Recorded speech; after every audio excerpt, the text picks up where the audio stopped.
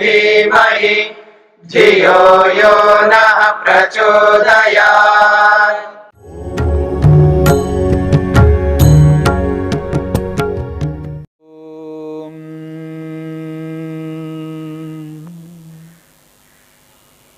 तत्प्रतिषेधार्थम एक तत्व अभ्यास। समाधि पाद के इस 32वें सूत्र को लेकर के हम विचार कर रहे हैं। विघ्नों को, बाधकों को, योग के शत्रुओं को रोकने के लिए एक तत्व अभ्यासा, एक परमपिता परमात्मा का निरंतर अभ्यास करते जाना, यानी परमपिता परमेश्वर को स्मरण रखना, उसकी उपस्थिति को स्वीकार करना, उस ईश्वर के गुणों, कर्मों और स्वभावों को यथार्थ रूप में समझना। जब व्यक्ति ईश्वर के गुण, कर्म, स्वभावों को यथार्थ रूप में जानता है, समझता है, और यह संभव है वेद के माध्यम से, वेद के स्वाध्याय के द्वारा व्यक्ति ईश्वर को यथार्थ रूप में जान सकता है। इसलिए स्वामी दयानंद सरस्वती जी ने वेद को मनुष्य के लिए परम कर्तव्य बताया है, परम धर्म बताया है। वेद सब सत्य विद्याओं का पुस्तक है। वेद सब सत्य विद्याओं का पुस्तक है। वेद का पढ़ना और पढ़ाना, सुनना और सुनाना सब मनुष्यों का परम धर्म है। जब व्यक्ति वेद को पढ़ता है, वेद में बताए हुए ईश्वर के गुणों को, कर्मों को, स्वभावों को जानता है, वेद के माध्यम से वो एहसास करता है सपर्यगाच्छुक्रमकाय मौरनमस्नावीरम शुद्धम अपाप विद्धम कविर मनीषी परिभू स्वयंभूर याथा तत्यथोर्थान वेददात शाश्वतीभ्यः समाभ्यः। जब मंत्र सामने आता है तो उसके समक्ष ये प्रतीति होती है, सपर्यगात ईश्वर सर्वत्र व्याप्त है। ईश्वर सर्वत्र व्याप्त है, शुक्रम सर्वशक्तिमान है, कवि ही वह सर्वज्ञ है, और परिभू वो न्यायकारी है। जब ईश्वर की व्यापकता को, सर्वज्ञता को, सर्वशक्तिमत्ता को, न्यायकारिता को एहसास करता है, अनुभव करता है, ऐसी स्थिति में वह व्यक्ति प्रमाद से, आलस्य से ग्रस्त कभी नहीं हो सकता, क्योंकि वेद स्वाध्याय करता हुआ व्यक्ति जागरूक रहता है। और जब व्यक्ति जागरूक रहता है, वह व्यक्ति अपने लक्ष्य की ओर अग्रसर होता है। इसलिए वेद कहता है, ऋग्वेद कहता है, यो जागार तम ऋचः कामयन्ते, यो जागार तम ऋचः कामयन्ते, यो जागार तमु सामान्यन्ते, यो जागार तमु सामान्यन्ति, यो जागार तमयम सोम आह, यो जागार तमयम सोम आह तवाहमस्मि सख्येनोखा। ऋग्वेद कहता है, जो व्यक्ति जागरूक होता है, अलर्ट रहता है, सावधान रहता है, अपने लक्ष्य को सदा अपने समक्ष रखता है, लक्ष्य को ध्यान में रखते हुए प्रत्येक कर्म को करता है, वो चूकता नहीं है, असावधानी से ग्रस्त नहीं हो सकता, आलस्य अपने जीवन में आने नहीं देगा, प्रमाद को आने नहीं देगा, क्योंकि वो जागार, जागरूक है। यो जागार तम ऋचः कामयन्ति। जब व्यक्ति जागरूक होता है तो कहते हैं ऋचः कामयन्ते। वेद स्पष्ट कहता है, ऋचाएं यानी वेद मंत्र चाहते हैं, उस योगाभ्यासी को अपनाते हैं। ऋचः कामयन्ते, ऋचाएं उसको चाहती हैं, यानी वेद मंत्र उस योगाभ्यासी को अपनाते हैं। यानी वेद मंत्रों में जो जो कहा है उनको यथार्थ रूप में वह अनुभव करके उसके अनुरूप अपने जीवन यापन को करने लगता है। ऋचः कामयन्ते, ऋचाएं उसको चाहती हैं। यानी ऋचाओं में जो बताया गया है, वेद मंत्रों में जो वर्णन किया है और जो कुछ भी उसमें अर्थ बताया है, उसको वो आत्मसात करने लगता है, अपने जीवन में उतारने लगता है, क्योंकि वह व्यक्ति जागरूक है। यो जागारा तमु सामान्यन्ति, जब व्यक्ति जागरूक होता है तो सामान्यन्ति, उसको साम प्राप्त होते हैं। साम का अर्थ होता है आनंद, अलग अलग प्रकार का आनंद उसको प्राप्त होता है। अब वो दुखों से ग्रस्त नहीं रह सकता, दुखी नहीं होता है, क्योंकि उसको पता है, उसको बोध है, उसको ज्ञात है, क्योंकि वो वेद का स्वाध्याय करता है। और जैसे जैसे वेद का स्वाध्याय करता जाता है, वैसे वैसे उसको जानकारी प्राप्त होती रहती है। मैं क्या हूं, मेरा स्वरूप क्या है, संसार क्या है, संसार का स्वरूप क्या है, ईश्वर क्या है, ईश्वर का स्वरूप क्या है। जो पदार्थ जैसा है उसके स्वरूप को उसी रूप में वेद के माध्यम से जानता है, समझता है। यह संभव है वेद स्वाध्याय से। जब स्वाध्याय से युक्त होता है तो जागरूक हो जाता है, और जब व्यक्ति जागरूक रहता है तो आलस्य और प्रमाद को अपने जीवन में आने नहीं देता है। तो आलस्य रूपी विघ्न को, प्रमाद रूपी विघ्न को अपने जीवन से हटा देता है। यह विशेष बात है। व्याधि स्त्यान संशय प्रमाद आलस्य अविरति, ये जो अविरति है, विषय भोगों में जो रुचि है, विषय भोगों के प्रति जो आकर्षण है, वह समाप्त हो जाता है। क्यों?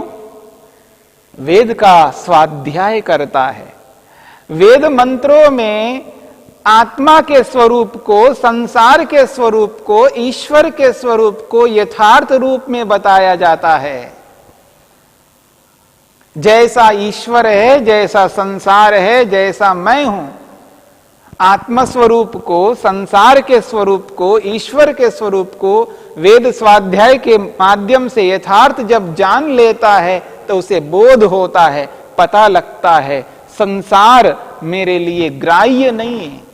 हां, संसार मेरे लिए साधन अवश्य है, ग्राह्य तो, प्राप्त करने योग्य तो ईश्वर है। मुझे ईश्वर को प्राप्त करना है, संसार को प्राप्त नहीं करना है। संसार मेरे लिए साधन है, संसार को साधन बना लूंगा, अपने आप को साधक बनाया हुआ हूं। मैं एक साधक हूं, प्राप्त करने वाला हूं। संसार रूपी साधन के माध्यम से ईश्वर रूपी साध्य को प्राप्त करूंगा। वेद स्वाध्याय मनुष्य को मनुष्य बनाता है। वेद स्वाध्याय मनुष्य के कर्तव्यों का बोध कराता है। वेद स्वाध्याय आलस्य को आने नहीं देता है, प्रमाद को आने नहीं देता है। इसलिए कहा है यो जागार तम ऋचः कामयन्ते, जो जागरूक होता है उसके लिए ऋचाएं उसको चाहती हैं। वेद मंत्र उसको प्राप्त होते हैं। वेद मंत्रों में जो कहा हुआ अर्थ है वह अर्थ उस व्यक्ति को प्राप्त हो जाता है। यो जागार तमु सामान्यन्ति, जो जागरूक है, जो अपने कर्तव्यों को यथावत करता जाता है, विधि पूर्वक करता है, ईश्वर आज्ञा के अनुरूप करता है, तो सामान्यन्ति, ऐसे व्यक्ति को साम प्राप्त होते हैं, आनंद प्राप्त होता है, अलग अलग प्रकार का आनंद उसको प्राप्त होता है। अब उसे दुख नहीं मिलेगा, दुखों से दूर होता जाएगा। यो जागार यो जागार तमयम सोम आह, जो जागरूक होता है ऐसे जागरूक व्यक्ति को सोमा, ये जो सोम नामक परमपिता परमेश्वर है, यानी आनंद से परिपूर्ण जगदीश्वर है, तम आह, उस जागरूक व्यक्ति को कहता है, तव अहम अस्मि सख्ये नौकाह, हे मनुष्य तेरी मित्रता में ही मेरा निवास है। ईश्वर को मित्र बनाना है। इंद्रस्य युज्य सखा, आत्मा का योग्य सखा मित्र ईश्वर है। जब योगाभ्यासी ईश्वर को मित्र बना लेता है तो ईश्वर भी योगाभ्यासी को अपना मित्र बना लेता है। इसलिए वेद कहता है, तव अहम अस्मि सख्ये न्योकाह, हे मनुष्य तेरी मित्रता में ही मेरा निवास है। ईश्वर कहता है, तू मेरा मित्र हो, तू मेरे मित्र हो, तू मेरे मित्र हो और तेरी मित्रता में ही मेरा निवास है। यानी मैं आप में ही निवास करता हूं, आप में ही विद्यमान हूं, तेरे साथ हूं, तुझसे अलग कभी नहीं हो सकता। इस बात को समझने का प्रयत्न करना है। जब व्यक्ति वेद स्वाध्याय करता है तो उसको बोध हो जाता है और वो आलस्य से प्रमाद से रहित होता है, अविरति विषय भोगों में रुचि नहीं रखता है, मन को विषय भोगों की ओर नहीं ले जाता है और वेद स्वाध्याय करने वाले को भ्रांति कभी नहीं हो सकती। वो मूर्खता से अज्ञानता से युक्त नहीं हो सकता, क्योंकि स्वाध्याय व्यक्ति के अज्ञान को, उसकी मूर्खता को दूर कर देता है। स्वाध्याय का अभिप्राय ये है, वेद का पढ़ना जो है, वेद का पढ़ाना जो है, वेद का सुनना जो सुनाना है, इसके माध्यम से व्यक्ति की जितनी भी भ्रांतियां हैं वो सब दूर हो जाती हैं। मिथ्या ज्ञान उसके जीवन से दूर हो जाता है, भ्रांति नहीं रह सकती। और ईश्वर के कर्मों को जब व्यक्ति जान लेता है, जिस रूप में ईश्वर मेरी रक्षा निरंतर कर रहे हैं, निरंतर कर्म करते हुए ईश्वर मेरी रक्षा कर रहे हैं, जब उसको यह बोध होता है तो वो मेहनत, वो जो उद्यम, वो जो पुरुषार्थ करता है, और वो जो पुरुषार्थ करता है जागरूक होकर के करता है, तब वो जो विघ्न है, अलब्ध भूमिकत्व, उपलब्धि का न मिलना, ये जो विघ्न है, यह विघ्न उसके जीवन में कभी दिखाई नहीं देगा। उसके जीवन में अलब्ध भूमिकत्व, उपलब्धि का न होना, यह कभी नहीं हो सकता। वो जागरूक होकर के कर्म करता है, क्योंकि ईश्वर मेरे लिए निरंतर कर्म करते जा रहे हैं। तो ईश्वर को पुरुषार्थी के रूप में कर्म करते हुए देखता हुआ मैं कैसे पुरुषार्थहीन हो सकता हूं। वेद कहता है, यजुर्वेद कहता है, अग्ने त्वं सुजागृहि वयम सुमंदिशीमयि रक्षाणो अप्रयुच्छन प्रबुधेनः पुनस्कृधि। हे परमेश्वर, आप अग्नि हैं, अग्नि स्वरूप हो, ज्ञान से परिपूर्ण हो। अग्नि त्वं सुजागृहि, आप तो मेरे लिए जागते हो, आप मेरे लिए निरंतर कर्म कर रहे हो, आप कभी कर्म से रहित नहीं होते हो। परमेश्वर सुजागृहि, आप निरंतर जागरूक हो, जागते हो, कभी सोते नहीं हो। वयम सुमंदिशीमयि, हम तो थक जाते हैं, क्लांति से, क्लमा से युक्त हो जाते हैं, हम तो रात को सो जाते हैं, पर हे परमेश्वर आप रात को भी नहीं सोते, दिन में भी नहीं सोते, कभी भी नहीं सोते। आप निरंतर जागरूक होकर निरंतर हमारे लिए कर्म कर रहे हो। आपके कारण, आपके कर्मों के कारण आज मैं इस स्थिति में हूं। अग्ने त्वम सुजागृही वयम सुमंदिशी मयि। हम तो सोते हैं पर आप कभी नहीं सोते हो। रक्षाणो अप्रयुच्छन, अप्रयुच्छन प्रमाद से, आलस्य से रहित होकर के आप हमारी रक्षा कर रहे हो। लगातार कर्म करते हुए हमारी रक्षा आप कर रहे हो। रक्षाणो अप्रयुच्छन प्रबुधे नः पुनस्कृधि। जब अब रात में सो जाते हैं और प्रातःकाल हो जाता है और आप हमें जगा देते हो, आप हमारे लिए कर्म करते हो, आप कभी सोते नहीं हो। ऐसे निरंतर कर्म करने वाले हैं प्रभु, आपके कर्मशीलता को अनुभव करते हुए मैं कैसे अकर्मा बनूं, अकर्मशील बनूं। मैं अकर्मा नहीं बनना चाहता हूं।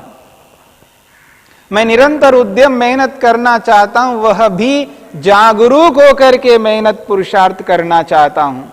ऐसी स्थिति में जागरूक होकर के मेहनत पुरुषार्थ करूंगा तो अलब्ध भूमिकत्व मेरे जीवन में नहीं रहेगा, यानी उपलब्धि निश्चित रूप से प्राप्त होगी।